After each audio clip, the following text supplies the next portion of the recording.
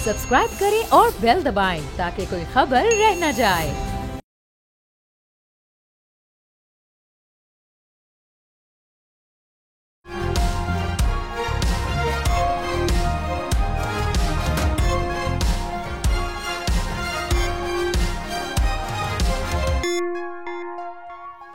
नाज़रीन अस्सलाम वालेकुम। तब्दीली विद डॉक्टर दानिश के साथ हाजिर हैं। आज हमारे साथ एक एक्सक्लूसिव मेहमान हैं और आजकल जो करंट सिचुएशन है उसके लिहाज से जो हमारी इस वक्त अदालती इस्लाहात हैं और कई आइनी तरमीम सामने आ रही है और इलेक्शन कमीशन, पार्लियामेंट, हुकूमत, एग्जेक्टिव और सुप्रीम कोर्ट और हाई कोर्ट के हवाले से बहुत अहम नुकात इस वक्त सामने आ रहे हैं।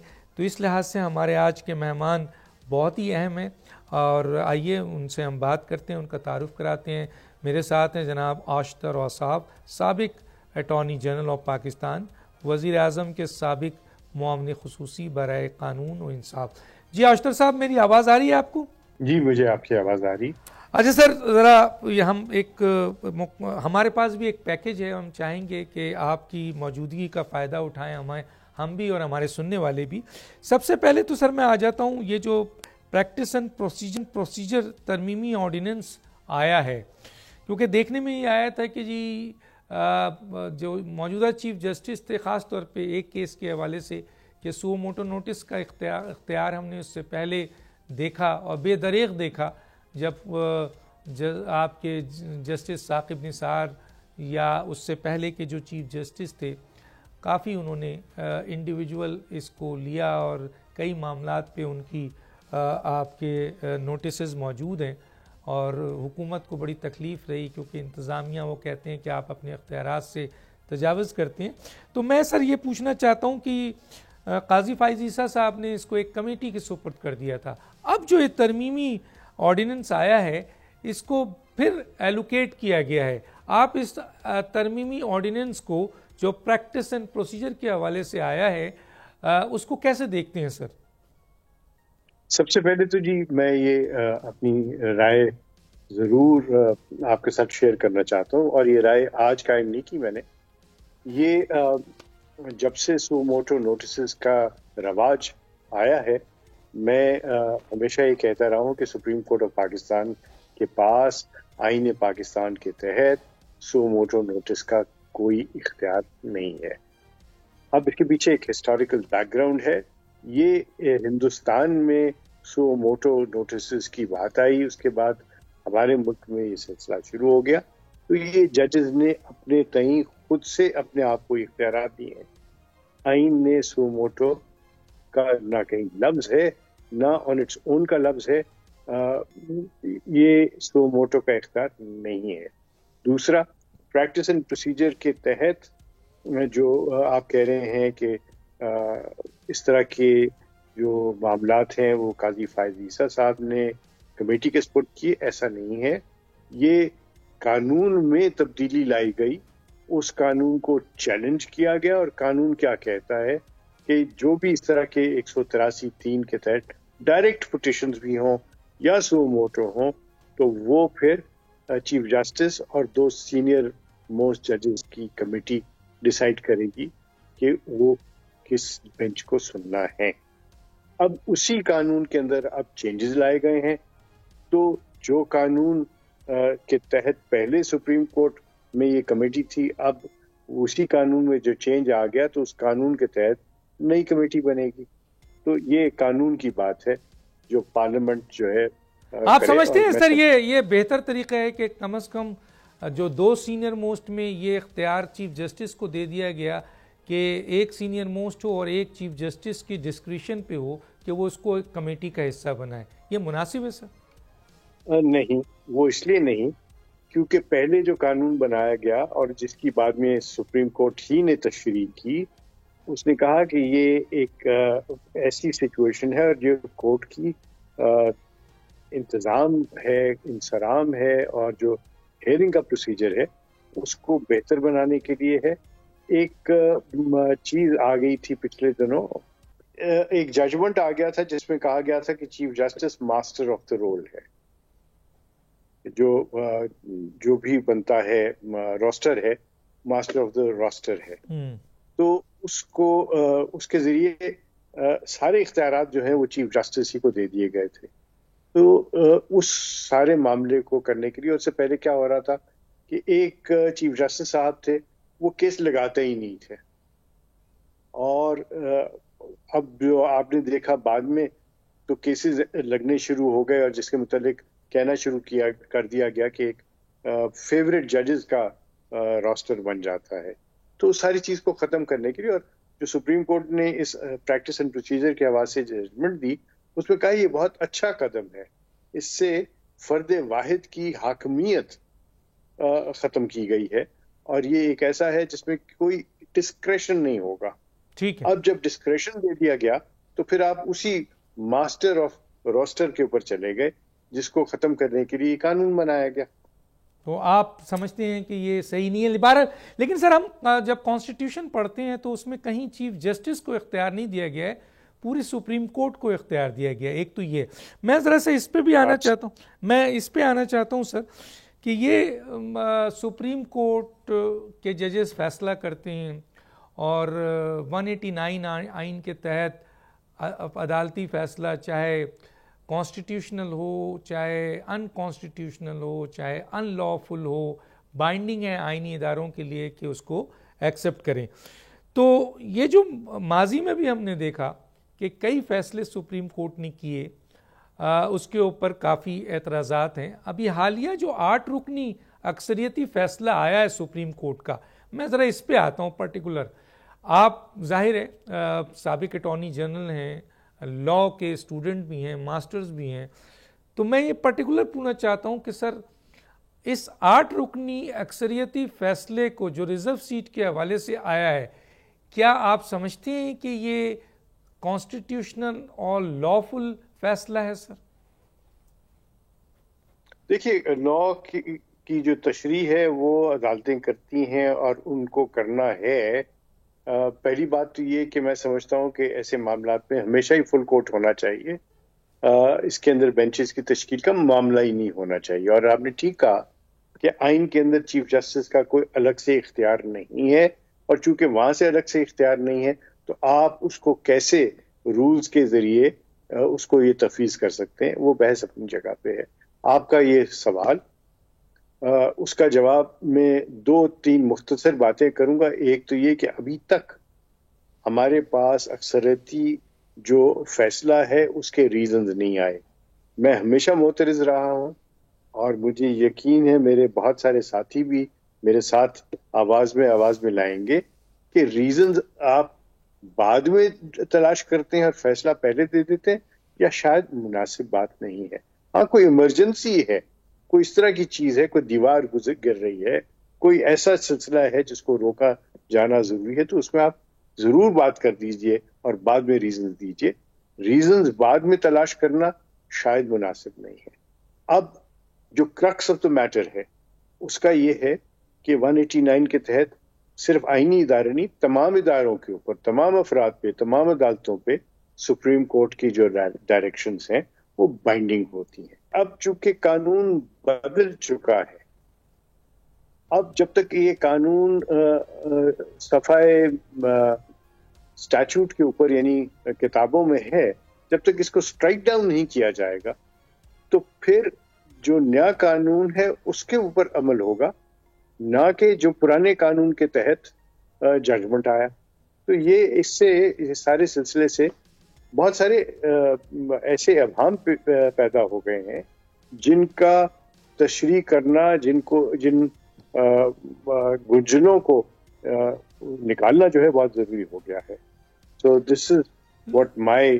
لیکن میں سر کلیئر کٹ سر آپ کی موجودگی کا فائدہ اٹھاتے ہوئے یہ پوچھنا چاہتا ہوں کہ یہ جو بھی فیصلہ تھا، ظاہر ہے اس کے اوپر 2 سپریم کورٹ کے ججز کے اختلافی نوٹ بھی آئے ہیں، کئی کانسٹیٹیوشن لائر نے اپنا پوائنٹ آف ویو بھی دیا ہے، سابق ججز نے بھی اسٹیٹمنٹ دیا ہے. لیکن آپ کی موجودگی کا فائدہ اٹھاتے ہوئے آپ کی رائے پوچھنا چاہتا ہوں کہ کیا یہ ریزرو سیٹ کے حوالے سے اکثریتی فیصلہ آئینی اور قانونی ہے سر؟ میں ڈس ایگری کرتا ہوں with a great deal of respect. with the judgment جو انہوں نے ججمنٹ دیا اکثریتی فیصلہ جو ہے اس سے میں بالکل ڈس ایگری کرتا ہوں. وہ میرے نزدیک ٹینیبل فیصلہ نہیں ہے. جی سر، میں یہ ذرا پوچھنا چاہ رہا تھا، یہ تو آپ نے کلیئر کر دیا مجھے کہ اس فیصلے کو آپ کیسے دیکھتے ہیں. ذرا یہ بھی بتائیں سر کہ ایک طرف یہ تفصیلی فیصلہ ابھی تک نہیں آیا، اور دوسرا یہ کہ اس سلسلے میں حکومت نے بھی، الیکشن کمیشن نے بھی نظر ثانی اپیل کی ہوئی تھی، اور سپریم کورٹ کے 8 رکنیز بینچ نے ایک وضاحت بھی جاری کر دی، اور وہ بھی چیمبر میں بیٹھ کے انہوں نے یہ وضاحت جاری کر دی. تو ایک طرف ریکویسٹ موجود تھی، تفصیلی فیصلہ ابھی تک نہیں آیا، اور فوری نظر ثانی اور یہ حکم کہ اس کو امپلیمنٹ کیا جائے. اس عمل کو آپ کیسے دیکھتے ہیں سر؟ 3 حصے اس کے کروں گا. ایک کہ سپریم کورٹ نے خود کہا کہ اگر کوئی کسی قسم کا ابہام ہے، کلیریفیکیشن چاہیے، تو آپ ہمارے پاس آئیے. اب اس جو ہے ترمیم جو قانون میں لائی گئی، اس سے پہلے یہ درخواست دائر کر دی گئی تھی، تو لازمی نہیں تھا کہ جنہوں نے درخواست دائر کی، جن کے خلاف دائر کی اور جو کلیریفیکیشن مانگی، اس میں تمام پارٹیز کا موقف سن لیا جاتا. کبھی نہیں ہوتا کہ درخواستوں پہ چیمبر میں فیصلہ دے دیا جائے، چاہے وہ حق میں ہے چاہے کسی کے خلاف ہے. ہیئرنگ ایک بنیادی اصول ہے. ہیئرنگ کے بغیر فیصلے نہیں دینے چاہیے، اور اچھا کام بھی اگر ایک غیر مناسب طریقے سے کر دیا جائے تو وہ غیر مناسب ہو جاتا ہے. تیسرا کہ آپ نے اس کے اندر جو کانسٹیٹیوشن کو ری رائٹ کرنے کے مترادف ہے، یہ آپ کبھی اس کی کاز لسٹ جاری نہیں ہوئی، اس کو اوپن کورٹ میں نہیں لگایا گیا، تو پھر یہ ایک ایسا سلسلہ بن گیا جس سے بجائے کہ کلیئرٹی آتی، ابہام میں اضافہ ہو گیا ہے. اچھا سر، میں ذرا ایک مختصر سوال آپ کے سامنے رکھنا چاہتا ہوں. سر، ایک طرف تو یہ فیصلہ آ گیا جو بھی اس کی ہے ابھی تک ایگزسٹ کرتا ہے بقول سپریم کورٹ کے 8 رکنی بینچ کے، اور دوسری طرف جو ہے وہ سر پارلیمنٹ نے الیکشن ایکٹ 2017 میں جو ترمیم کی ہے، اور وہ 2017 سے کی ہے. ایسی صورتحال میں ادھر سپریم کورٹ نے امپلیمنٹ کرنے کے لیے کہا ہے الیکشن کمیشن کو ریزرو سیٹ کا فیصلہ وضاحت میں، اور دوسری طرف اسپیکر نے خط لکھ دیا ہے الیکشن کمیشن کو اس الیکشن ایکٹ 2017 کا جو قانون بن گیا ہے، اور اس کے اوپر انہوں نے ایکشن بھی لے لیا ہے. کیسے دیکھتے ہیں سر، الیکشن کمیشن کہاں کھڑا ہونا چاہیے اس کو؟ دیکھیے، الیکشن کمیشن ہو یا سپریم کورٹ آف پاکستان یا حکومت پاکستان، ہم سب کو صرف اور آئین اور قانون کے ساتھ کھڑا ہونا ہے، اور آئین اور قانون کی جو تشریح ہے وہ لازماً جو ہے وہ سپریم کورٹ اور ہائی کورٹ کے اور باقی عدالتوں کے پاس ہے. لیکن تشریح کا مطلب یہ نہیں ہے کہ آپ تحریر کرنا شروع کر دیں، اور تحریر کرنے والے کے پاس وہ حق حاصل نہیں ہے کہ وہ ڈیفائی کرنا شروع کر دے. تو دلیل کا جواب دلیل سے ہوتا ہے. اب جب سپریم کورٹ نے ایک قانون کے مطابق فیصلہ کیا اور دلیل دی، اور اس کے اندر تشریح اس قانون کی جو اب چینج ہو گیا ہے، تو پھر شاید ضروری ہے کہ جو چینج ہوا قانون ہے اس کے مطابق اس کی تشریح کی جائے، اور جب تک کہ وہ قانون صفحہ کتاب پہ ہے تو اسی کو امپلیمنٹ ہونا ہے. کیا وجہ ہے اس کی؟ کیونکہ سپریم کورٹ کا ججمنٹ جو ہے وہ جس بنیاد کے اوپر دیا گیا، اگر اس بنیاد ہی کو چینج کر دیا گیا ہے تو اس کا ایفیکٹ لازمی طور پہ دیکھنا پڑے گا. اور یہ پہلی دفعہ نہیں ہوا کہ سپریم کورٹ کی کسی ججمنٹ کو، اس کے ایفیکٹ کو نلیفائی کرنے کے لیے لیجسلیشن کی جائے. جہاں تک مجھے یاد پڑتا ہے، کسٹمز ایکٹ میں جو ہے وہ ترمیم کر کے ایک سپریم کورٹ کا ججمنٹ تھا، اس کو چینج کیا گیا، اس جو فیصلہ ہے اس کو سمریز کے نام سے جانا پہچانا جاتا ہے.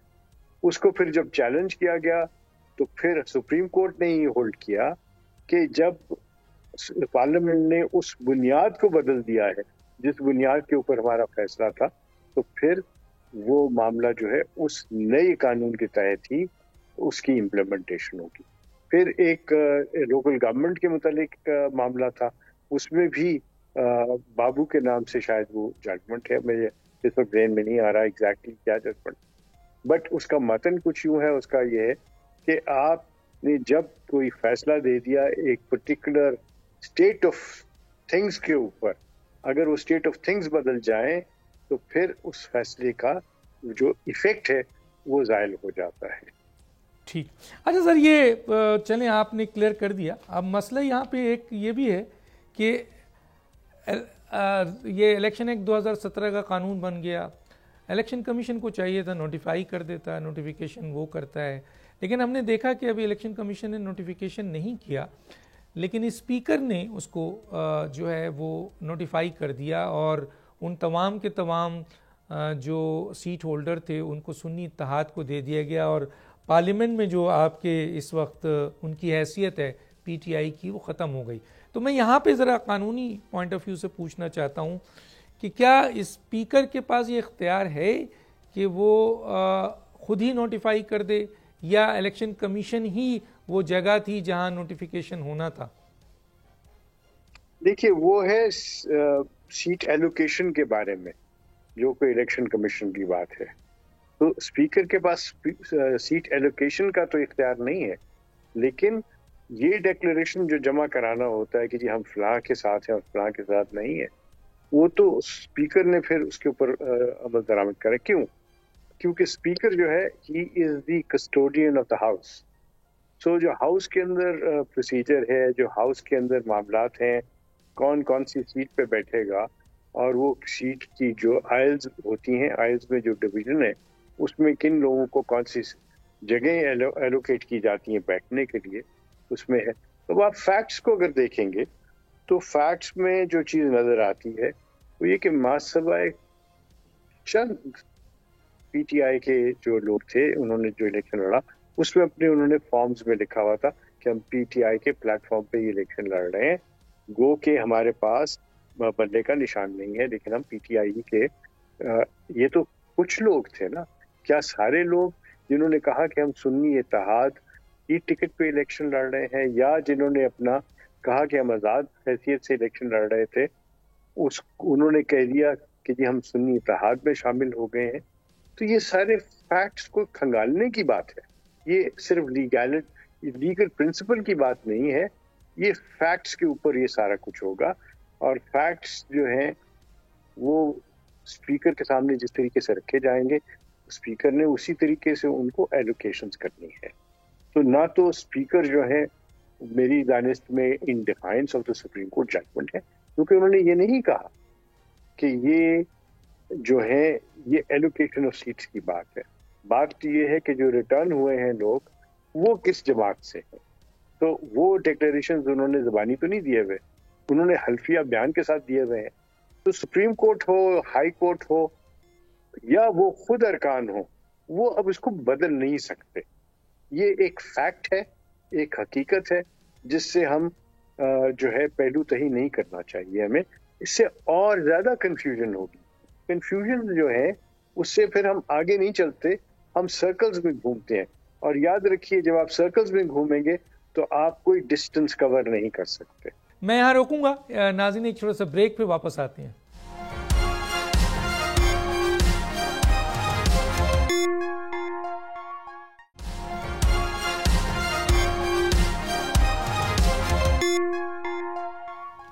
Welcome back. جو اسپیکر کا فیصلہ ایکشن ہے, ایک طرف خط لکھنا اور دوسری طرف جو انہوں نے یہ جو ان کی پارلیمانی پی ٹی آئی کا جو آپ پارلیمنٹ میں ان کی حیثیت تھی وہ تقریباً مثلا ختم ہی ہو گئی ہے, وہ سنی اتحاد کو چلی گئی ہے, تو وہ صحیح ہے, جائز ہے. یہ میں سمجھتا ہوں آپ کی اجازت سے آپ کو قطع کلامی معاف.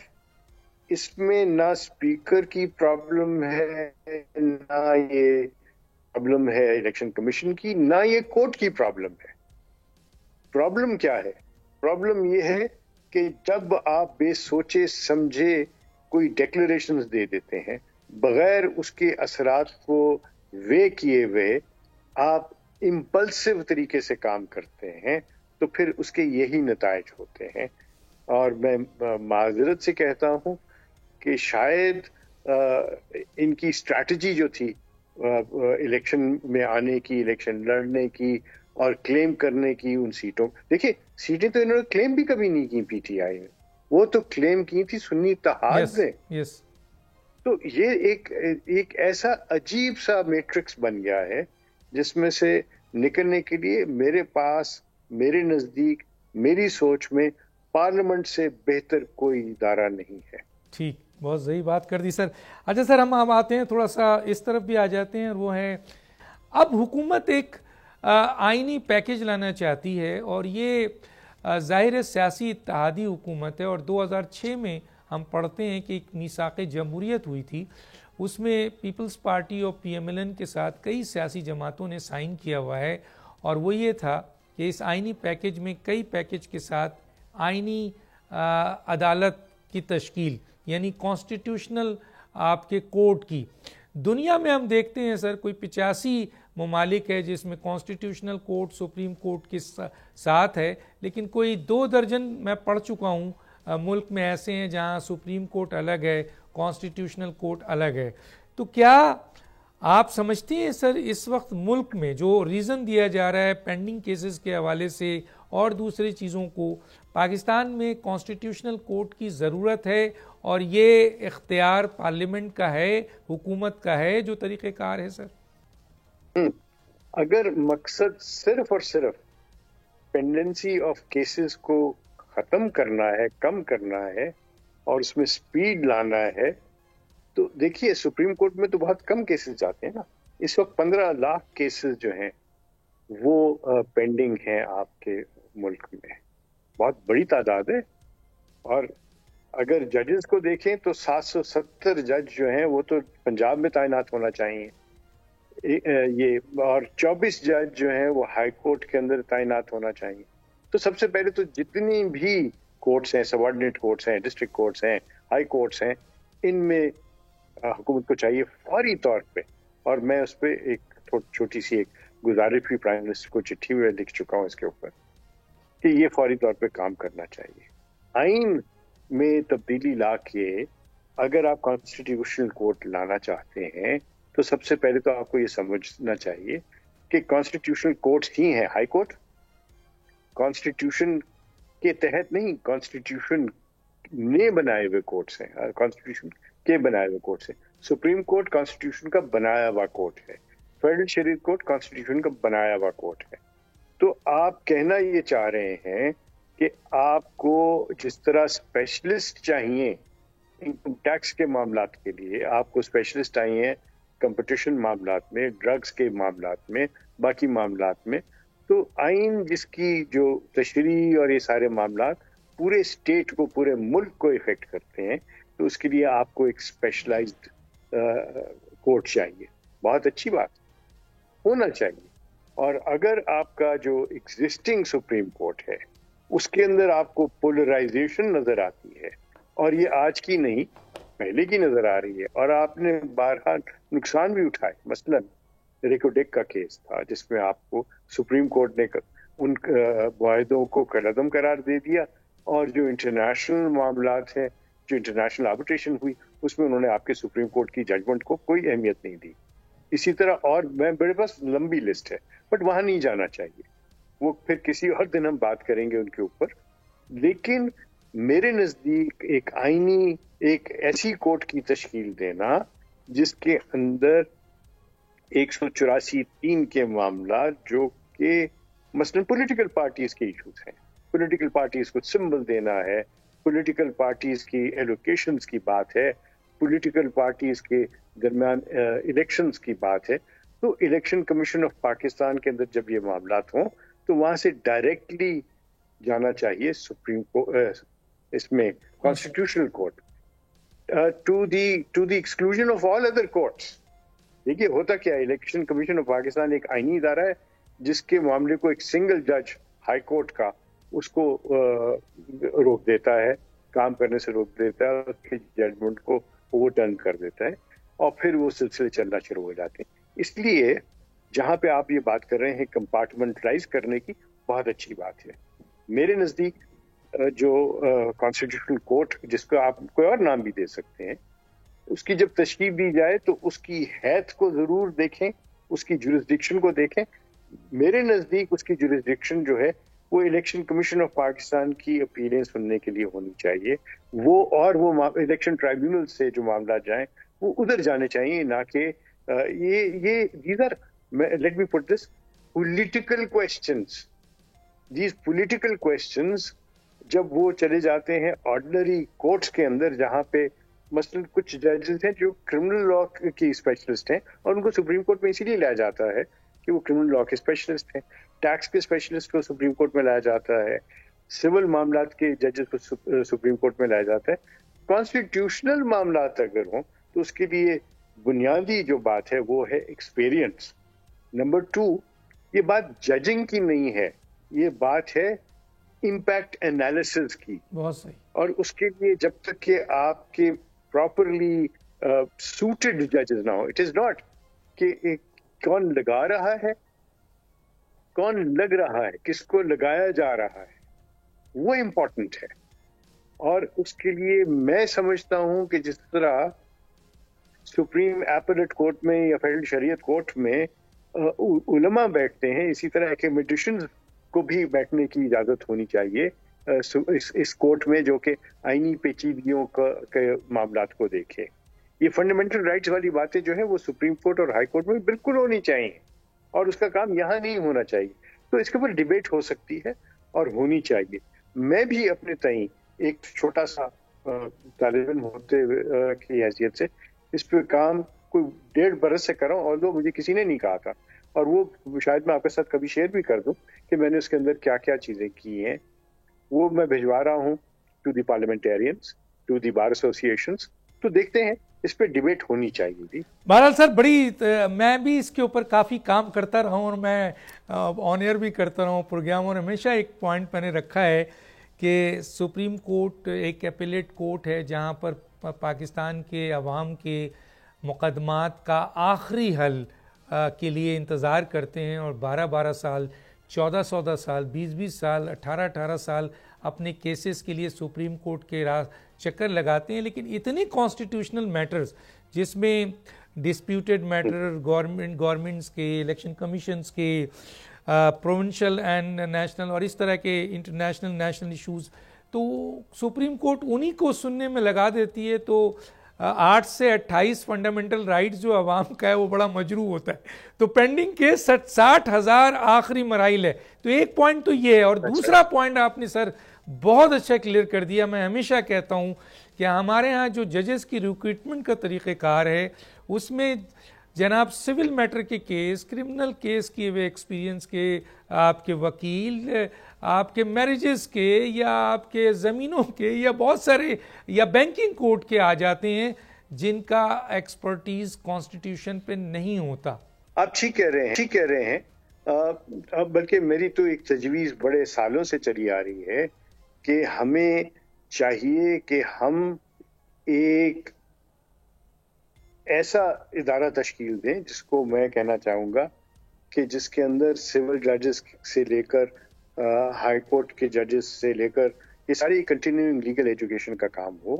اور جس طرح آپ کے پاس آل پاکستان سول سروس ہے, آپ کے پاس ایک آل پاکستان جوڈیشل سروس ہونی چاہیے. میں اس کا داعی ہوں, میں اس کے اوپر ایک عرصے سے کام کر رہا ہوں, کرتا رہوں گا, کیونکہ میرے نزدیک یہ ایک سہل طریقہ ہے, ایک صائب طریقہ ہے, اور بجائے رفل کرنے کے لوگوں کے فیدرز کو آپ آل پاکستان جوڈیشل سروس کا انعقاد کریں. آشتو صاحب میں یہاں روکوں گا. ناظرین ایک چھوٹا سا بریک پہ واپس آتے ہیں.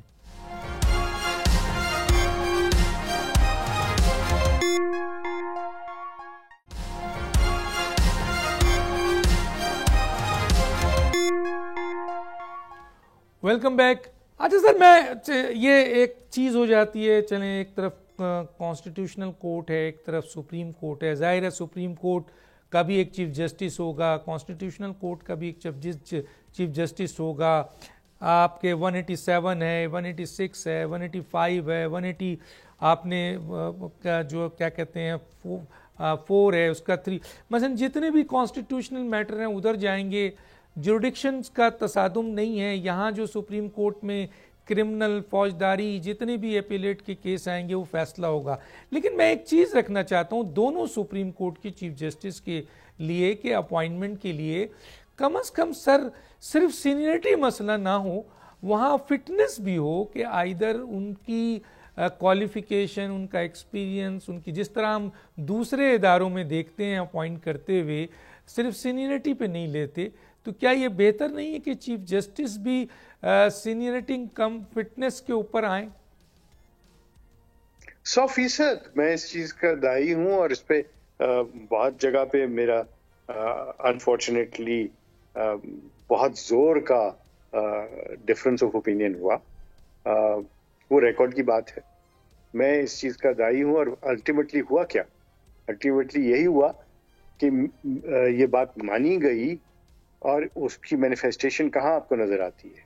ابھی لاہور ہائی کورٹ میں جو چیف جسٹس کی تعیناتی ہوئی ہے وہ سینیورٹی بیسس پہ تو نہیں ہوئی صرف, ہے نا.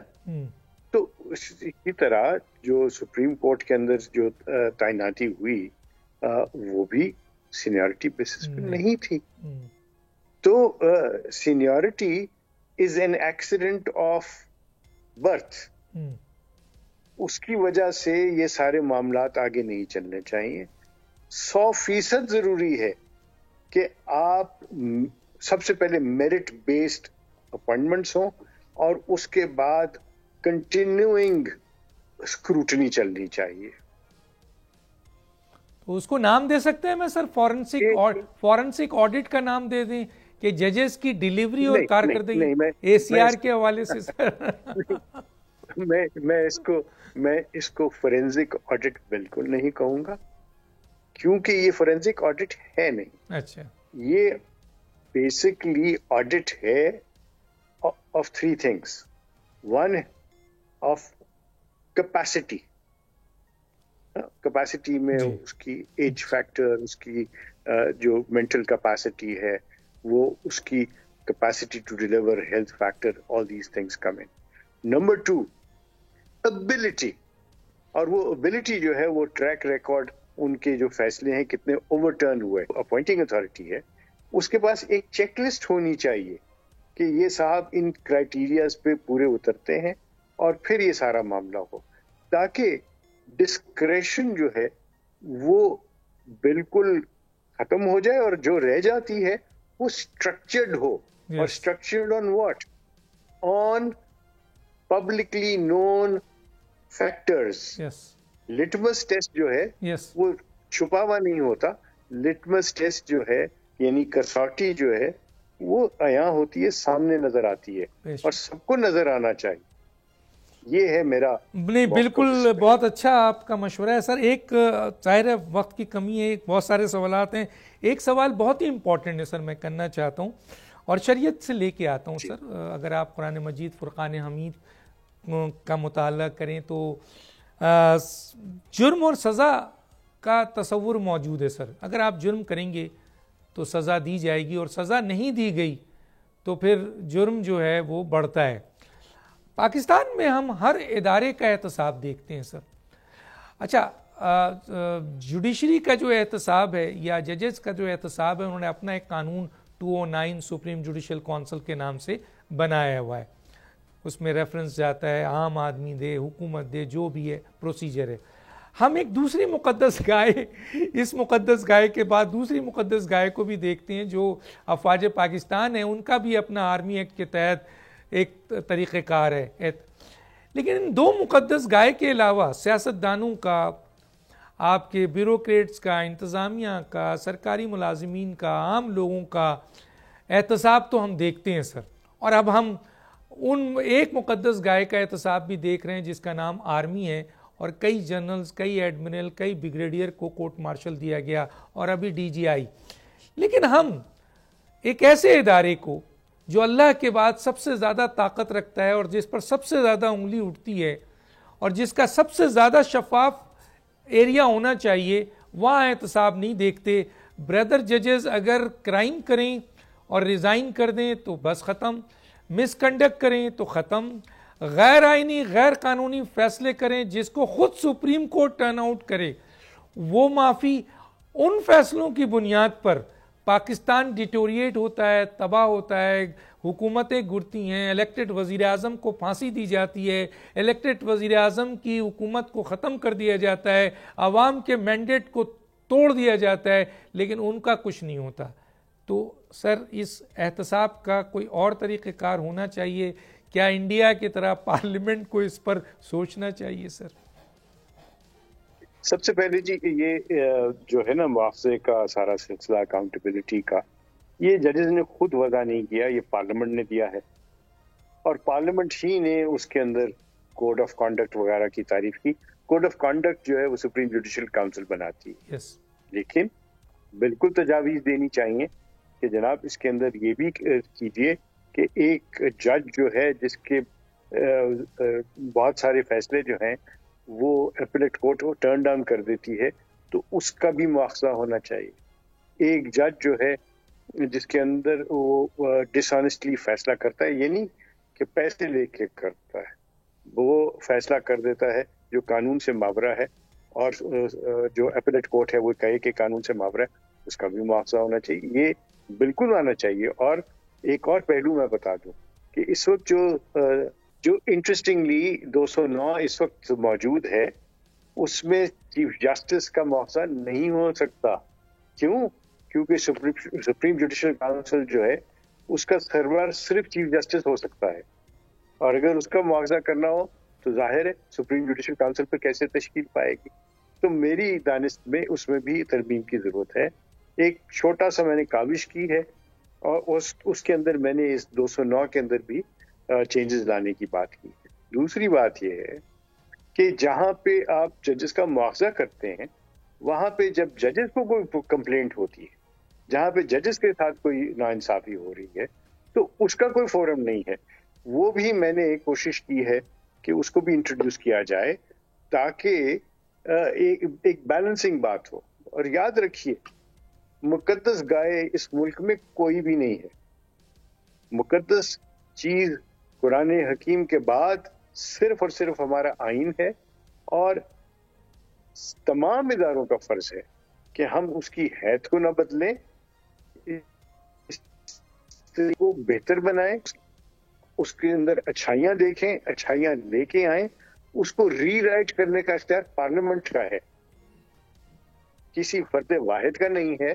جس طرح سپریم کورٹ نے ایک دفعہ کہہ دیا تھا کہ جی چیف آف آرمی اسٹاف جو ہے اس نے چونکہ ایک سکسیسفل ریولیوشن کر دیا اس لیے وہ ترمیم بھی کر سکتے ہیں, اور اس کے لیے بھی پارلیمنٹ نے تجویز کر دیا کہ وہ ججز جو کہ اس میں اعلیٰ کار ہوں گے اس طرح کے معاملے میں وہ بھی سزا کے مرتکب ہوں گے. پھر آپ نے دیکھا کہ یہ معاملہ جو ہے یہ اس کو بہتری کی طرف لے کے جانا چاہیے. اور I totally agree with you کہ ٹویکنگ کی اور امینڈمنٹس کی for the betterment of the constitution ایک کنٹینیوئنگ پروسیس ہے اور ہونا چاہیے. بہت شکریہ سر, وقت کی کمی نہیں, وقت ختم ہو جاتا ہے. ڈاکٹر دانش کو یاد دیجیے. اللہ حافظ.